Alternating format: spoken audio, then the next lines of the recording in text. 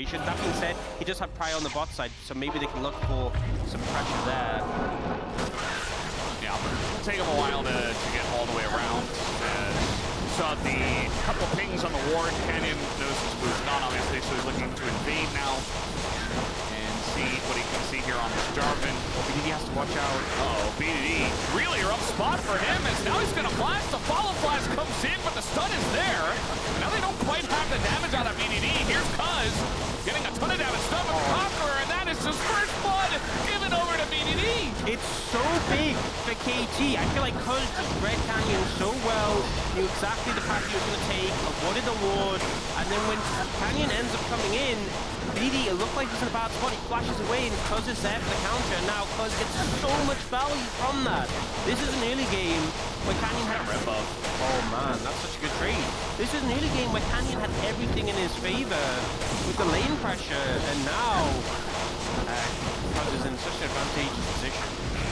Yeah, it's pretty gigantic. You talked about how Cuz was so impactful in their series against B&K Phoenix. And it looks like he's back once again, starting off early in game number 1. And he's like, what can I get? Yeah, now with no flash as well, if you go for a gank, you're under level, you have no flash. If a gank goes bad, the game might just be and it's a sidestep on the Q at the end that saves BDD. You can see how hyped he is the moment he sidesteps it. The minions do so much damage as well. Canyon hitting on him. He's like, oh, sorry, I didn't see it. Because there was a ward, by the way. There was a ward that saw Canyon wrapping around there. Yeah. So BDD was like, oh, sorry. It looked like it could have almost been a bad spot. And you see Canyon, you're now in this position where no camps are up, and you're kind of desperation force a gank to get some value here. Alistair on a 6-8 streak. Pretty interesting. Yeah. Not sure how that happened. Alistair is a very strong support picked up here in game 1. Comes Cuz again, being quite annoying. Is currently the same level as Canyon. Yeah, up 1 count at the moment. And I think as well, if you're in this position of the Jarvan champion, you stop him from having that in pressure, you get 1-6, feeling pretty good. Top lane, perfect Mopulus in this matchup. And I think we've seen consistently, you know, when we've had Aurora into whatever champion Aurora's played into, he has been the most good with how he's played our lane. When we've had Aurora in the Rumble, I feel like he's been the one who's kind of played down the most. When he's playing this matchup, he's one of the first players to bring out the Aurora top lane as well. So, perfect, having a bit of a tough time. Tough time. Yeah, little Tibbers play, just some pressure, but certainly does not feel very good. BDD gonna summon Tibbers back. Nicely done. Now that just means prio achieved for KT in the mid lane. And Cuz looking potentially towards the dragon right now. Looking directly at the dragon. In fact, he's hitting it with his weapon and attempting to take it down. I'm able to step up here. Gets done, but not really much Genji's bot lane can do. And this is such a good early start for KT. This is kind of I mean, it's not a huge, it's not really an advantage in terms of they're not really heading gold, but they have that dragon, you know, they got that early kill. If you look at what the gold is as well, you know, BDD getting that lead, definitely nice. But it's just a positive start considering where the concerns were for lane priority, and especially bot lane's doing pretty okay. This is one of the things having a smolder is even though they had the priority, you're not really able to punish the lane that heavily. It was just more so what Canyon potentially do, and then because things kind of backfired for him, it's been a much slower early game. Okay, gonna deny the magical journey. At the end of the day, it's really not. I mean, nobody's here, so it's not really amounts to too much. I love when you just look and you see those like pointless trades. And I mean, I'm not saying you shouldn't go for it, but it's just you see those trades where it's like nothing's gonna come from this, but it's just why not? You know, yeah. Keep buttons, do your thing. I mean, he didn't have magical journey anymore, so I mean, the interrupt maybe scare him off. That a window, right? You know, Yeah. you look for those, maybe a mistake happens and you get something. But we kind of know, we're watching, they know in the moment, then like, Duro's not gonna die, Duro knows it, Peter knows it, but it's just, yeah, you go for the trade. It's like when you see the tanks fighting in the top lane, and they're just never gonna kill each other. Just kind of staring at each other menacingly. It's about sending a message. Yeah. I will say Perfect went for the Bami Syndicate, he didn't pick up some magic. Seems like a problem.